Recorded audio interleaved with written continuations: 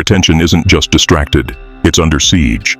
Every scroll, every ping, every perfectly timed algorithm is a weapon, and the battlefield? Your mind. But most people don't realize they're in a war, because the attack doesn't come with noise. It comes disguised as entertainment, productivity, even connection. The Stoic sees through that. He doesn't run from distraction. He prepares for it. Because attention isn't a resource, it's a weapon. The sharper it is, the clearer your decisions. The more you control it, the less they can manipulate you. That's why modern Stoicism isn't about tuning out the world. It's about training yourself to own your focus, no matter what the world throws at you. That's the real flex. Not being unavailable, but being unshakable. Most people don't lose their day in one big collapse. They lose it in 1,000 stolen moments. The just 5 minutes trap. The dopamine hits. The tabs left open, literally and mentally. But not the Stoic. He closes doors. He sharpens awareness. He fights back. Not with willpower alone, but with system, structure, and standard. They don't need to break you to control you. They just need to distract you. That's the modern strategy. Keep you reacting instead of thinking. Keep you consuming instead of creating. Keep your focus scattered so your purpose stays vague. But the Stoic doesn't play that game. He trains his attention like a blade, sharp, precise, and dangerous when pointed correctly. Because what you give attention to, you feed. And what you feed, grows. Give it to chaos. Chaos grows. Give it to clarity. Clarity grows. That's not philosophy. That's math. Your mind becomes the sum of what it touches daily. So if you scroll poison, you'll think in confusion. If you let others dictate your mental diet, don't be surprised when your life feels like junk. The Stoic's strength isn't that he never gets distracted. It's that he notices faster and returns faster.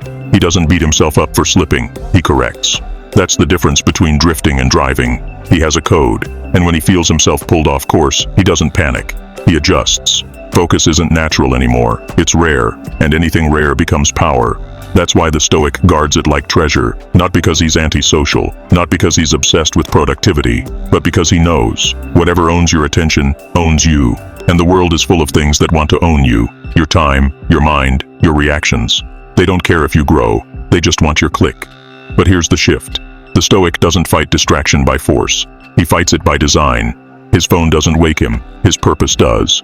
His day doesn't start with noise, it starts with direction. His habits aren't accidental, they're armor. Because he's not interested in motivation, he's building momentum. And that's what separates the watcher from the warrior. And if this message hits something in you, if you're tired of feeling pulled in 1,000 directions and ready to take back your mind, this is your place. Inner Legion isn't entertainment, it's mental reinforcement. Subscribe now, not for more content, but for less noise, for focus, for freedom. The world rewards the distracted with dopamine and punishes the focused with silence. That's why so few stay on the path. Because clarity doesn't feel good at first. It feels empty. No buzz, no alerts, just space. And in that space, you meet yourself. Most people run from that meeting. The Stoic leans in. Because he knows, if you don't control your environment, it will control you. That's why he designs everything, from what he sees when he wakes up, to what he allows before sleep. His phone isn't an escape hatch. His social feed isn't a junk drawer. His space reflects his standard, not perfection, precision. Because he's not training just to get more done. He's training to stay undistracted, to stay present, and to stay dangerous in a world that dulls everyone else. This kind of discipline isn't glamorous, it's not sexy, but it builds something nobody else can give you: mental sovereignty. The ability to choose what you think, what you feel, and what you build. That's not just power, that's freedom. The greatest threat to your growth isn't failure, it's fragmentation. When your attention is constantly split, you become a shadow of yourself, half focused, half present, half alive. That's the silent death the Stoic trains to avoid. He's not just guarding time, he's guarding selfhood. Because once you forget how to be fully present, you forget who you really are. Distraction doesn't just delay your goals, it rewires your brain, makes you reactive, anxious, addicted to stimulation, and slowly, your ability to sit in stillness, to think clearly, disappears.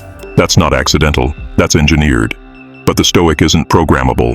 He rebuilds attention like a muscle. Every time he says no to the scroll, the notification, the fake urgency, he's not missing out. He's taking back command. This isn't about deleting apps, it's about upgrading your identity, from consumer to creator, from distracted to dangerous. Because in a world full of people who can't sit still for 5 seconds, the man who can focus for 5 minutes becomes unstoppable. They want you reactive. Scroll faster, think less, buy more, stay tired, stay weak. But the Stoic sees through the smoke. He knows every stolen second of attention is a stolen piece of self-control. And if you don't reclaim it, someone else will claim it for you. That's why he doesn't wait for motivation. He builds systems.